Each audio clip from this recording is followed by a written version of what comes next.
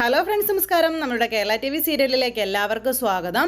അങ്ങനെ ചന്ദ്രയെന്ന് പറയുന്ന അഹങ്കാരിക്ക് ഇടിവെട്ട് പണിയാണ് മകൻ കൊടുത്തത്. ഒരിക്കലും സ്വന്തം മകൻ അങ്ങനെ അമ്മയുടെ ജീവൻ എടുക്കുന്ന പ്രവൃത്തി ചെയ്യുമെന്ന് അമ്മ സ്വപ്നത്തിൽ പോലും വിചാരിച്ചതല്ല. എന്തായാലും വയറ് നിറയെ കിട്ടി ആശാത്തിക്ക്. അങ്ങനത്തെ ചന്ദ്ര ഇങ്ങനെ ആകെ തകർന്നു നിൽക്കുക, എല്ലാവരുടെയും മുന്നിൽ ഉത്തരം മുട്ടി, ആരോടും ഒന്നും പറയാൻ കഴിയാതെ. അങ്ങനെ ചന്ദ്രയ്ക്കിട്ടുള്ള പണി നമ്മുടെ അച്ഛമ്മ തട്ടിന് കൊടുക്കുന്നുണ്ട്. രവിയും അതുപോലെ തന്നെ ഒട്ടും വിട്ടുകൊടുക്കുന്നില്ല, കാരണം അത്രയ്ക്ക് അഹങ്കാരി ആയിരുന്നല്ലോ ഈ മുതൽ. അതുകൊണ്ട് തന്നെ എല്ലാവരും ഇങ്ങനെ ചന്ദ്രയ്ക്കെതിരായി തന്നെ നിൽക്കുന്നു. ഈ സമയത്താണ് നമ്മുടെ സച്ചിയെ കാണാനായിട്ട് CI സാറ് വരുന്നത്. CI സാർ വന്ന് സംസാരിച്ച് കഴിഞ്ഞപ്പോഴേക്കും സച്ചി ഉള്ള കാര്യം പറഞ്ഞു. ഞാൻ തെറ്റൊന്നും ചെയ്തിട്ടില്ല സാർ, ഇതൊക്കെ എന്നെ പെടുത്തിയതാണ്, ഇതൊക്കെ ആ ഗജാനന്ദന് വേണ്ടിയിട്ടുള്ള കാര്യങ്ങളാണെന്നൊക്കെ. അത് കേട്ട് കഴിഞ്ഞപ്പോഴേക്കും SI പറഞ്ഞേ, ഒരിക്കലും അല്ല സാർ, അങ്ങനെയൊന്നും അല്ല സാർ, ഇവൻ നുണ പറയുന്നതാ, ഇവനാണ് പ്രശ്നക്കാരൻ, ഇവൻ പോലീസിനെ കൈവച്ചതാണെന്നൊക്കെ പറഞ്ഞ് അങ്ങനെയൊക്കെ പറയണം. അപ്പോൾ ഏട്ടൻ്റെ കല്യാണത്തിന് പോകണമെന്ന് സച്ചി പറഞ്ഞപ്പോൾ അങ്ങനെയൊന്നും ഇവനെ വിടാൻ പറ്റത്തില്ല, ഇവൻ പോലീസിനെ കൈകാര്യം ചെയ്തതിൻ്റെ പേരിലാണ് ഇപ്പോൾ ഇവിടെ വന്ന് കിടക്കുന്നതെന്നുള്ള കാര്യം പറഞ്ഞു. അപ്പോൾ അത് കേട്ടപ്പോൾ നാണമില്ലേടോ തനിക്കിത് പറയാൻ എന്ന് CI സാർ SIയോട് ചോദിക്കുക.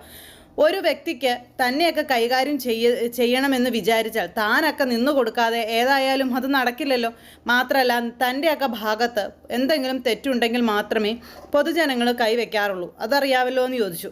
പിന്നെ ഇയാൾ പറഞ്ഞത് വെച്ച് ഇതിനു മുൻപും തൻ്റെ കാര്യത്തിൽ എനിക്ക് ചില പരാതികളും കാര്യങ്ങളൊക്കെ കിട്ടിയിട്ടുണ്ടായിരുന്നു, അതൊന്നും താൻ മറന്നു പോകരുത് എന്നൊക്കെ പറഞ്ഞുകൊണ്ട് അദ്ദേഹം ഇങ്ങനെ പറയാം. അപ്പോൾ അദ്ദേഹം ഇതൊക്കെ പറയുന്നത് കേട്ട് കഴിഞ്ഞപ്പോഴത്തേക്ക് സച്ചിക്ക് മനസ്സിലായി ജെന്യുവൻ ആയിട്ടുള്ള ഒരു മനുഷ്യനാണെന്ന്. CI ചോദിച്ച ഒരു ചോദ്യങ്ങൾക്കും സച്ചിക്ക് ന്യായമായിട്ടുള്ള രീതിയിൽ മറുപടി പറയാനായിട്ട് ആ SIക്ക് കഴിഞ്ഞില്ല. കാരണം SIയുടെ ഭാഗത്ത് ന്യായമില്ല, സച്ചി നിരപരാധിയാണെന്നുള്ള കാര്യം CI സാറിന് മനസ്സിലാവുകയും ചെയ്തു. അങ്ങനെ ഗജാനന്ദന് വേണ്ടി പണിയെടുക്കാനാണ് തനിക്ക് സർക്കാർ ശമ്പളം തരുന്നതെങ്കിൽ ഈ പണി ഉപേക്ഷിച്ചിട്ട് ഇറങ്ങി പോടോ, അയാളുടെ കീഴിൽ പോയി ജോലി ചെയ്യടോ എന്നൊക്കെ പറഞ്ഞ് CI സാർ ഈ SIയെ വല്ലാണ്ട് അങ്ങോട്ട് അതാക്കി സംസാരിച്ചു. അത് കഴിഞ്ഞിട്ട് ഇയാൾ തെറ്റൊന്നും ചെയ്തിട്ടില്ലെന്നുള്ള കാര്യം എനിക്ക് ബോധ്യമായി. മാത്രമല്ല ഇയാൾ തെറ്റ് ചെയ്തിരുന്നെങ്കിൽ താൻ തീർച്ചയായും അതിൻ്റേതായ നടപടിക്രമങ്ങൾ സ്വീകരിച്ചേനെ. ഇപ്പം തനിക്ക് അതൊന്നും ചെയ്യാനുള്ളൊരു അവസരം കിട്ടിയില്ല, അല്ലെങ്കിൽ താൻ അത് ചെയ്തില്ല. അതുകൊണ്ട് തന്നെ ഇയാളെ കുറ്റക്കാരനാണെന്ന് വരുത്തി തീർക്കാനായിട്ട് സാധിക്കില്ല, ഇയാളെ വിട്ടയച്ചേ പറ്റുമെന്ന് പറഞ്ഞു. അപ്പോൾ സാർ അതൊരു അവിവേകമായി പോകുമെന്നും പറഞ്ഞുകൊണ്ട് ഈ SI പറയുമ്പോൾ തന്നോട് ഞാനാ പറഞ്ഞു ചെറുപ്പക്കാരനെ പറഞ്ഞു വിടാനെന്ന്. അങ്ങനെ നമ്മുടെ സച്ചിയെ പറഞ്ഞു വിടും. അപ്പോൾ സച്ചി ഏതായാലും പുറത്തിറങ്ങാൻ നേരത്ത് സച്ചിയുടെ ഫോണ് സച്ചി ചോദിച്ച് മേടിച്ചു. ഫോൺ സ്വിച്ച് ഓഫ് ആയിരുന്നല്ലോ. അപ്പോൾ ഫോൺ ചോദിച്ച് മേടിച്ച് പുറത്തിറങ്ങി ഫോൺ സ്വിച്ച് ഓൺ ആക്കിയപ്പോഴത്തേക്കും അവരുടെയൊക്കെ മിസ് കോൾ കണ്ട് വേഗം തന്നെ ഫോൺ എടുത്ത് വിളിച്ച് അച്ഛനെ വിളിച്ചു. അപ്പോൾ മോൻ്റെ കോൾ വന്നപ്പോഴത്തേക്കും അച്ഛന് കുറച്ച് സമാധാനം, വേഗം കോൾ എടുത്തു. അപ്പോൾ അച്ഛമ്മ പറഞ്ഞു വേഗം കോൾ എടുക്കുന്നു. അങ്ങനെ കോൾ എടുത്ത് ഇവർ നമ്മൾ സംസാരിക്കുക. അപ്പോഴേക്കും അച്ഛൻ ശരിക്കും ദേഷ്യപ്പെട്ടു സച്ചിയോട്. നീ എവിടെയായിരുന്നടാ, ഒരു ആവശ്യത്തിന് വിളിച്ചാൽ നിന്നെ കിട്ടില്ലല്ലോടാ, അതല്ലേടാ ഇതല്ലേടാ എന്നൊക്കെ ചോദിച്ചു. അപ്പോൾ അച്ഛാ ചെറിയ പ്രശ്നങ്ങളും കാര്യങ്ങളൊക്കെ ഉണ്ടായിരുന്നു, ഞാൻ അങ്ങോട്ടേക്ക് വരുവാണ്, വന്നതിന് ശേഷം ഞാൻ എല്ലാം പറയാം എന്നും പറഞ്ഞുകൊണ്ട് നമ്മുടെ സച്ചി വേഗം തന്നെ അങ്ങോട്ട് പോകാൻ തുടങ്ങി. അപ്പം അച്ഛൻ പറഞ്ഞു ഒട്ടും സമയം കളയരുത്, നീ വേഗം വരണമെന്ന്. അങ്ങനെ അച്ഛൻ പറഞ്ഞത് കേട്ട് നമ്മുടെ സച്ചി അങ്ങോട്ടേക്ക് ചെല്ലുക കേട്ടോ. ഈ സമയത്ത് പോയിട്ട് മണിക്കൂറുകൾ കഴിഞ്ഞിട്ടും ചെറുക്കനെയും കാണുന്നില്ല, വിളിക്കാൻ പോയവരെയും കാണുന്നില്ല. ഇവരാരെയും കാണാതെ വന്നു കഴിഞ്ഞപ്പോൾ നമ്മുടെ രേവതിയുടെ അമ്മയും അനുജനും കൂടെ അങ്ങോട്ടേക്ക് ചെന്നു, എന്താണ് വിഷയം എന്നറിയാനായിട്ട്. അപ്പോൾ ലക്ഷ്മിയെ തകർത്തുകൊണ്ട്, അതായത് ലക്ഷ്മിയുടെ അടുത്ത് പറയാതിരിക്കാൻ പറ്റത്തില്ലല്ലോ, അങ്ങനെ ലക്ഷ്മിക്ക് ആകെ വിഷമമായി. ലക്ഷ്മിയെ തകർത്തുകൊണ്ട് ഈ കാര്യം പറയുവാണ് അവർ. വേറൊന്നുമല്ല, ഇങ്ങനെ ചെറുക്കനെ കാണാതായി ഇങ്ങനെ പോയിന്ന്. അത് കേട്ടപ്പോഴേക്കും നെഞ്ചു പെടയുന്ന വേദനയോടെ ലക്ഷ്മി ഭയങ്കര കരച്ചിൽ. ലക്ഷ്മിക്കത് താങ്ങാനായിട്ട് പറ്റിയില്ല. ലക്ഷ്മി ഇങ്ങനെ ആകെ സങ്കടപ്പെട്ട് ഇങ്ങനെ നിൽക്കുക. അപ്പോൾ ലക്ഷ്മി ഇങ്ങനെ ആകെ വിഷമിച്ച് സങ്കടപ്പെട്ട് ഇങ്ങനെ അവിടെ നിൽക്കുന്ന സമയത്ത് രേവതി പോയ അമ്മയും കാണാതായി കഴിഞ്ഞപ്പോഴേക്കും ടെൻഷൻ അടിക്കാൻ തുടങ്ങി. അപ്പോൾ രേവതി ചിന്തിക്കുന്നു, അമ്മ എവിടെ പോയതാ, വേഗം രേവതിക്ക് അമ്മയെ കാണണം എന്നുള്ളൊരിത്. രേവതി എന്നിട്ട് അമ്മയെ കാണാൻ അങ്ങോട്ടേക്ക് ചെന്നു കഴിഞ്ഞപ്പോൾ എന്താ അമ്മ അവിടെ നിന്ന് ഭയങ്കര കരച്ചിൽ. അപ്പോൾ ഇത് കണ്ടപ്പോൾ രേവതി വിചാരിച്ചത് എന്താണെന്നറിയോ, ചന്ദ്രയുടെ സ്വഭാവം ഇതാണല്ലോ, ചന്ദ്ര എന്തെങ്കിലും മോശമായിട്ട് ലക്ഷ്മിയോട് സംസാരിച്ചിട്ടുണ്ടാവും, അതുകൊണ്ടായിരിക്കാം ഒരു പക്ഷേ ഇങ്ങനെ അങ്ങനെ കരഞ്ഞതെന്നുള്ളത്. അപ്പോൾ ചെന്ന് അമ്മയ്ക്ക് എന്താ പറ്റി, അമ്മയ്ക്ക് എന്താ വിഷമം എന്ന് ചോദിച്ചപ്പോൾ ഒന്നുമില്ല മോള് മണ്ഡപത്തിൽ പോയിരിക്കുക, സമയം പോവുകയാണെന്നും പറഞ്ഞ് അങ്ങനെ പറയുക. അപ്പോഴേക്കും നമ്മുടെ രേവതി ആണെങ്കിൽ പോകാനാണെങ്കിൽ കൂട്ടാക്കുന്നില്ല. രേവതിക്ക് പോകില്ല എന്നുള്ളൊരിതിൽ ഇങ്ങനെ നിൽക്കുമ്പോൾ പോയേ പറ്റുമെന്നും പറഞ്ഞു ലക്ഷ്മിയും അവരൊക്കെ കൂടെ ഇങ്ങനെ പറഞ്ഞ് നിർബന്ധിച്ച് നമ്മുടെ രേവതി അങ്ങ് പറഞ്ഞു വിടുക. രേവതി എന്നിട്ട് മണ്ഡപത്തിൽ കയറി അങ്ങോട്ട് ആ ഭാഗത്തേക്ക് ഇപ്പോൾ ചെല്ലുമ്പോഴേക്കും ഗജാനന്ദൻ അവിടെ ഇരുന്ന്, എടാ ഇവിടുത്തെ വില്ലൻ നീ സിനിമയിലൊക്കെ കണ്ടിട്ടില്ലേ, വില്ലൻ കാര്യങ്ങളൊക്കെ നശിപ്പിക്കാനായിട്ട് വരുമ്പോഴേക്കും അവിടേക്ക് നായകൻ എൻട്രി ആവും. ഇതൊക്കെ പറഞ്ഞ് നീ കണ്ടിട്ടില്ലേ കേട്ടിട്ടില്ലേ എന്നൊക്കെ ചോദിച്ചു കൂടെ വന്നവന്മാരോട് ഗജാനന്ദൻ പറയുവാണ്, ഇവിടെ നായകൻ ഈ ഗജാനന്ദനാണെന്നും ഈ ഗജാനന്ദനാണ് ഇനി അവളുടെ കഴുത്തിൽ താലി കെട്ടാൻ പോകുന്നതെന്നൊക്കെ പറഞ്ഞ് ഭയങ്കര ഡയലോഗുകളും കാര്യങ്ങളുമേ. എന്നിട്ട് ഈ ഗജാനന്ദൻ ഇങ്ങനെ രേവതിയെ തന്നെ ലക്ഷ്യം വെച്ചുകൊണ്ട് രേവതിക്ക് അരികിലേക്ക് ചെല്ലുമ്പോൾ രേവതി ഇവനെ കണ്ട് ശരിക്കും പേടിച്ചു.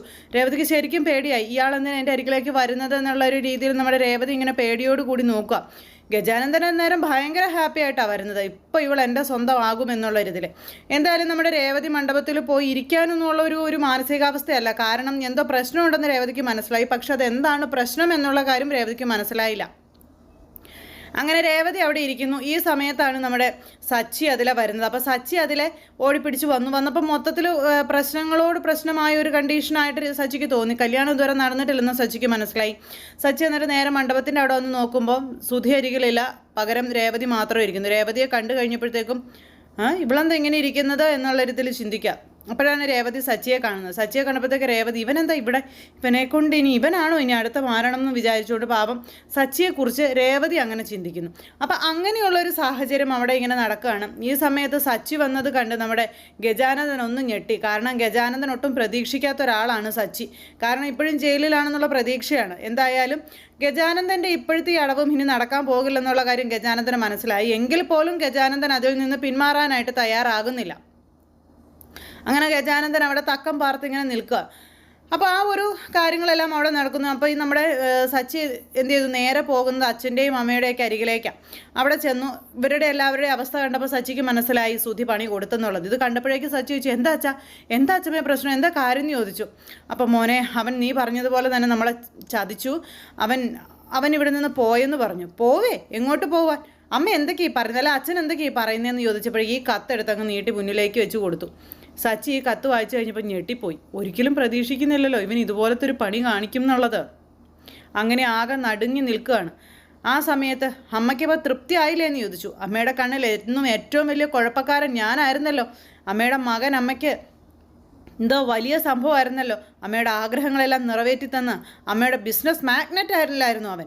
അമ്മയുടെ ബിസിനസ്സുകാരൻ, അമ്മയുടെ കോടീശ്വരനായ പുത്രൻ, അമ്മയുടെ സൽസ്വഭാവിയായ, അമ്മയുടെ സ്വപ്നങ്ങൾക്കൊത്ത് വളർന്ന ഉയർന്ന മകനല്ലായിരുന്നു. ട്രിപ്പിൾ പി ജി ഹൂ എന്ന് പറഞ്ഞൊരു ഒറ്റ തുപ്പും കൂടെ അങ്ങ് തുപ്പി. അതും ഈ ചന്ദ്രയുടെ മുഖത്ത് കാക്കിച്ച് തുപ്പുന്നത് പോലെ. അപ്പോൾ അതൊക്കെ കേട്ട് മിണ്ടാട്ടം മുട്ടി നാവിറങ്ങിപ്പോയി. ഒരക്ഷരം പോലും ഉരിയാടാൻ കഴിയാതെ ചന്ദ്ര എന്ന് പറയുന്ന അമ്മ അവിടെ നമ്മുടെ സച്ചിയുടെ മുന്നിൽ ഇങ്ങനെ മിണ്ടാട്ടം മുട്ടി നിൽക്കുക. കാരണം എന്താ, സച്ചിയുടെ മുന്നിൽ നാവെടുത്ത് സംസാരിക്കാനുള്ള യോഗ്യത അവർക്കില്ല. അപ്പോഴേക്കും നമ്മുടെ രവി ഇങ്ങനെ ആകെ വിഷമിക്കുന്നു. ഇനിയിപ്പോൾ നമ്മൾ എന്ത് ചെയ്യും അച്ഛാ, ഇനിയിപ്പോൾ എന്താണ് നമ്മുടെ മുന്നിലൊരു മാർഗം എന്നിങ്ങനെ ചോദിക്കുവാണ്. അപ്പോൾ ഈ ആരുടെയും മനസ്സിലേക്ക് സച്ചി രേവതിക്ക് താലി ചാർത്തണം എന്നുള്ളൊരു കാര്യം വന്നിട്ടില്ല. അപ്പം അങ്ങനെ വരാത്തത് കൊണ്ട് തന്നെ അങ്ങനെ ചിന്തിച്ചിട്ടില്ല. പക്ഷെ അച്ഛമ്മ അന്നേരത്തേനും ചാടി പറഞ്ഞു, ഇതിന് ഇനി പരിഹാരം കാണാൻ ഒരേ ഒരാൾക്കേ പറ്റൂ, ഒരേ ഒരു വ്യക്തിക്കേ പറ്റൂ, അത് സച്ചിക്കാണ്. സച്ചി അത് കേട്ടപ്പോൾ ഞെട്ടി. എന്താ പ്രശ്നം, അല്ലെങ്കിൽ എന്താണ് എങ്ങനെയാണ് ഞാൻ ഇതിന് പരിഹാരം കാണേണ്ടതെന്ന് ചോദിച്ചപ്പോൾ രേവതിയുടെ കഴുത്തിൽ സച്ചി തന്നെ താലി ചാർത്തണം എന്നുള്ള കാര്യം അച്ഛമ്മ പറയുക. അച്ഛമ്മ നേരത്തെ പറഞ്ഞിരുന്നു ഇത് സച്ചിക്ക് പറ്റിയ പെണ്ണാണ്, സുധിക്ക് പറ്റിയ പെണ്ണല്ലെന്ന്. അത് കേട്ടപ്പോൾ ചന്ദ്രയടക്കം എല്ലാവരും നടുങ്ങി. ഏറ്റവും കൂടുതൽ നടുങ്ങിയത് ആരാ, പാവം നമ്മുടെ സുധി. പിന്നെ ഈ കാര്യം ലക്ഷ്മിയോടൊക്കെ പറഞ്ഞു. ഇത് കേട്ട് കഴിഞ്ഞപ്പോൾ ലക്ഷ്മിയുടെയും ചങ്ക് പൊട്ടിപ്പോയി. ലക്ഷ്മി ഭയങ്കര കരച്ചിൽ. ഇതിന് രേവതി അറിയുമ്പോൾ ഉണ്ടാകാൻ പോകുന്ന ഭൂകമ്പം എന്തായിരിക്കും. രേവതിക്ക് ഒരിക്കലും സച്ചിയെ മനസ്സുകൊണ്ട് ഉൾക്കൊള്ളാനായിട്ട് കഴിയില്ല, ഒരിക്കലും. അങ്ങനെ ആജന്മ ശത്രുക്കളായി രണ്ടുപേരും നിൽക്കുന്നിടത്ത് സച്ചിക്ക് ഉൾക്കൊള്ളാൻ കഴിയില്ല കേട്ടോ, അതുപോലെ തന്നെ രേവതിക്ക് ഉൾക്കൊള്ളാൻ കഴിയില്ല. പക്ഷെ ഉൾക്കൊള്ളാത്തവർ തമ്മിൽ വിവാഹം നടക്കാൻ പോകുന്നു. അപ്പോൾ അങ്ങനെയൊക്കെയുള്ളൊരു അടിപൊളി വിശേഷങ്ങളും ഒക്കെ ആയിട്ട് ഈ കല്യാണത്തിനൊരു ക്ലൈമാക്സുമായിട്ട് നാളത്തെ നമ്മുടെ കഥ വരുന്നുണ്ട്. അപ്പോൾ എല്ലാവരും കാത്തിരുന്ന് കാണണം, ആരും തന്നെ മിസ് ചെയ്ത് കളയരുത്. എല്ലാവർക്കും നല്ലൊരു ദിവസം ആശംസിക്കുകയാണ്. എല്ലാവരുടെയും സപ്പോർട്ടിനും സ്നേഹത്തിനും ഒത്തിരി നന്ദി ഹൃദയത്തിൻ്റെ ഭാഷയിൽ അറിയിക്കുന്നു. അടുത്ത സൂപ്പർ ഹിറ്റ് കഥയുമായി കാണുന്നത് വരെ എല്ലാവർക്കും നന്ദി. അപ്പോൾ നമ്മുടെ ചാനൽ ആദ്യമായിട്ട് കാണുന്നവരൊന്ന് സബ്സ്ക്രൈബ് ചെയ്യാനും സപ്പോർട്ട് ചെയ്യാനും ബെൽ ബട്ടൺ എനേബിൾ ചെയ്യാനും മറന്നു പോകരുത് കേട്ടോ. അപ്പോൾ എല്ലാവർക്കും നന്ദി. See again, take care, by.